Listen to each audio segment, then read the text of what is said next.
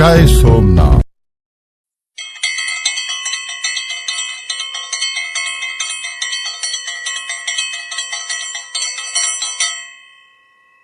નમસ્કાર, મેં મનોજ ચૌહાણ, ગીર સોમનાથ વેરાવળ ભગવાન સોમનાથ દાદાના સાનિધ્યથી ભાલકા તીર્થ ખાતે શ્રી આહિર સમાજ દ્વારા આયોજિત પૂનમના આ ભવ્ય ઉત્સવમાં, આ કથાના આયોજનમાં અહીંયા ઉપસ્થિત છે મારી સાથે શ્રીમાન પરમ પૂજ્ય મહાદેવ પ્રસાદ, જે કથાકાર છે, રાષ્ટ્રીય યુવા કથાકાર તરીકે નામ પ્રચલિત છે। અત્યારે મારી સાથે વાતચીત થશે અને સૌપ્રથમ પહેલાં તો ધ ગીર સોમનાથ પોસ્ટમાં મહારાજ આપનું સ્વાગત છે અને આપનાથી ખૂબ જ પ્રશંસા થઈ છે અને હું ભાગ્યશાળી થયો છું કે આપ જેવા યુવા કથાકાર વક્તાનું હું ઇન્ટરવ્યૂ લઉં છું। દીદી, હું એ જાણવા માંગુ છું, આપના દ્વારા છેલ્લા કેટલા વર્ષોથી ભગવાન શ્રી કૃષ્ણના સાનિધ્યમાં ભાલકા તીર્થ ખાતે આપના દ્વારા આહિર સમાજના પૂનમના ભવ્ય ઉત્સવમાં કથા કરો છો? સૌને જય શ્રી કૃષ્ણ। ગીર સોમનાથ પોસ્ટના દર્શકોને ભાલકેશ્વર મંદિરની સૌને જય શ્રી કૃષ્ણ। છેલ્લા 10 વર્ષથી 2015થી આ ક્રમ ચાલુ છે।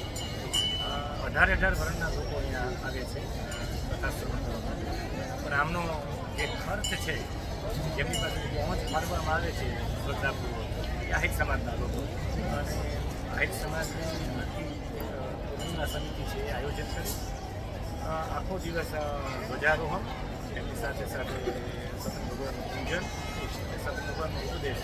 છેલ્લા 10 વર્ષથી મને પણ અવસર પ્રાપ્ત થાય છે મોટાભાગની પૂનમોમાં સતન ભગવાનની કથામાં 1 કલાક એમના ઉપર વક્તવ્ય આપું છું। 165 જેટલી કથાઓ થઈ છે।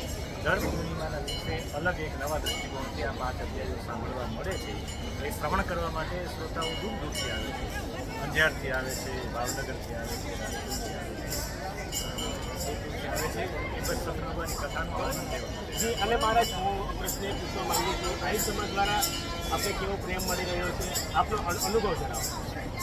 અમારે તો કેવું છે કે અમે આહિર સમાજના પૂર્વ પુરોહિત જ છીએ, એટલે એમના હિસાબે અમે એમની વચ્ચે મોટા થયા, એમના રોટલા જમીને મોટા થયા, એટલે સ્વાભાવિક અમને એના પ્રત્યે પ્રેમ હોય જ।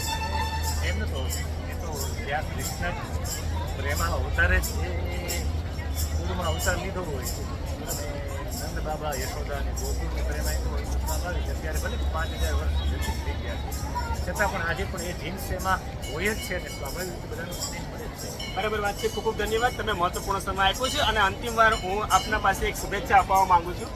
આપના આશીર્વાદથી, સાધુ સંતો અને કથાકાર વક્તાઓની પ્રેરણાથી ધ ગીર સોમનાથ પોસ્ટ નામનું દૈનિક ન્યૂઝપેપર હું ચાલુ કરું છું અને તમારી જેવા મહાપુરુષોના આશીર્વાદ મળે, શુભેચ્છા મળે તો મને લાગે છે કે ધ ગીર સોમનાથ પોસ્ટ દૈનિક ન્યૂઝપેપર ગીર સોમનાથ જિલ્લાના લોકો વાંચતા થઈ શકે। શુભકામનાઓ પાઠવું છું। ધ ગીર સોમનાથ પોસ્ટ નામનું દૈનિકનો આરંભ થવા જઈ રહ્યો છે, તો એમના દ્વારા ગીર સોમનાથ જિલ્લાની દરેક બાબતોથી દરેક લોકો પરિચિત થાય, બધા સુધી સત્ય પહોંચે, એ માટે આપ કામ કરી રહ્યા, શુભેચ્છા પાઠવું છું। બધા ધ ગીર સોમનાથ પોસ્ટ બધા વાંચતા થાય તો સદભાવ। ખૂબ ખૂબ ધન્યવાદ, આપને મહત્વપૂર્ણ સમય આપ્યો છે। જોડાતા રહો ધ ગીર સોમનાથ પોસ્ટ સાથે।